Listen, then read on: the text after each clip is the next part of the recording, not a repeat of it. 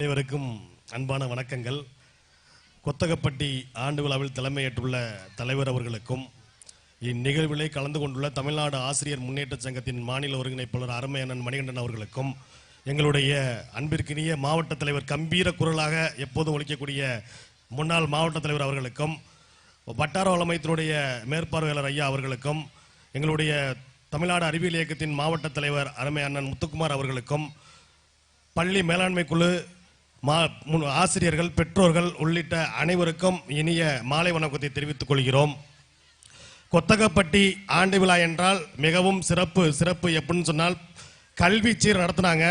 கிட்டத்தட்ட ஒரு 5 லட்சத்திற்கு மேல இந்த மக்களுடைய ஒற்றுமை, கல்விக்காக நாங்கள் எது வேணாலும் செய்வோம், எவ்வளவு பிள்ளை எங்க அரசு பள்ளியில எங்க பிள்ளைய படிக்கணும்னு சொல்லிட்டு இன்னைக்கு நான் வட்டாரத்தை கேட்கும் போது சொன்னாங்க, முழுக்க இப்பயும் தொடர்ச்சியாக கல்விக்காக இந்த ஆண்டு விழாவுக்கு இந்த ஸ்டேஜ் மட்டுமே 26,000 சொன்னாரு. எங்கேயுமே இதெல்லாம் நாங்கள் கேள்விப்பட்டதில்லை.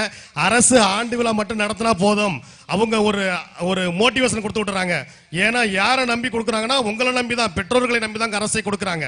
அப்படி கொடுக்கும் பொழுது அதை மிக சிறப்பாக செய்யக்கூடிய ஒரு ஊர்ல கொத்தகப்பட்டியும் முன்னிலை வைக்கிறது. இன்று நம்மளுடைய மாண்புமிகு தமிழ்நாடு முதல்வர் அவர்களும் மாண்புமிகு பள்ளிக்கல்வித்துறை அமைச்சர் அவர்களும் மாண்புமிகு துணை முதல்வர் அவர்களும் பள்ளி கல்விக்காக இந்த ஆண்டு ஒதுக்கப்பட்ட தொகை எவ்வளவுனா 46,764 கோடி ரூபாயை கல்விக்காக ஒதுக்கப்பட்டுள்ளார். ஐயா அவர்கள் சொன்னது போல தமிழ் புதல்வன் திட்டம், நான் முதல்வன் திட்டம், இந்த திட்டத்தெல்லாம் 6 முதல் 12ஆம் வகுப்பு வரை பயிலக்கூடிய அரசு பள்ளி மாணவர்களுடைய உயர்கல்விக்காக கொடுக்கக்கூடிய திட்டம். இந்த திட்டத்தினால மற்ற மாநிலங்களை காட்டிலும் தமிழ்நாடு இன்னைக்கு உயர்கல்வியில மிகுந்த முக்கியமான உயர்ந்த இடத்தை பெற்றுள்ளது. அதுபோல காலை உணவு திட்டம் 1 முதல் 5 வகுப்பு உள்ள மாணவர்களுடைய இடைநிற்றலை தவிர்த்திருக்கு. இன்னைக்கு அதிகப்படியாக 1 லட்சம் மாணவர்கள் அரசு பள்ளியை நோக்கி வர்றாங்கன்னா இதற்கெல்லாம் காரணம் தமிழக அரசோட, தமிழ்நாடு அரசோட மிக முக்கியமான திட்டங்கள் தான்.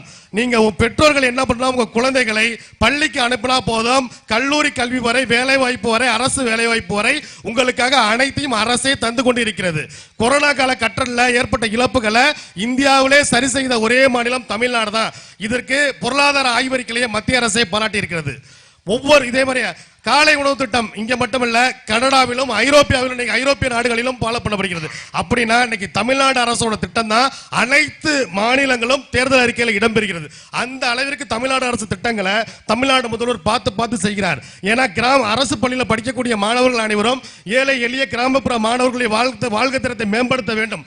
அப்படி மேம்படுத்தினால் தமிழ்நாடு முன்னோக்கிய மாநிலமாக வளர்ந்து கொண்டிருக்கிறது. நீ எவ்வளவு நெருக்கடிகள் வந்தாலும் நான் கல்விக்காக எல்லா தொகையும் தருவேன். இப்ப கூட நமக்கு நெருக்கடியான சூழ்நிலை பண வரலாற்றி கூட 2152 கோடியில இந்த பட்ஜெட்ல மாண்புமிகு நிதித்துறை அமைச்சர் அண்ணன் தங்கம் தென்னரசு அவர்கள் தமிழக அரசை ஏற்கும். இன்னைக்கு ஐஐடி டீச்சர்லாம் இன்னைக்கு ஐஐடி குழந்தைகளுக்குள்ள திட்டங்கள்லாம் நிறுத்தப்பட்டிருந்தது. இருந்தாலும் இன்னைக்கு திட்டங்கள் தொடர்ச்சியாக செயல்பட்டு கொண்டிருக்கிறது.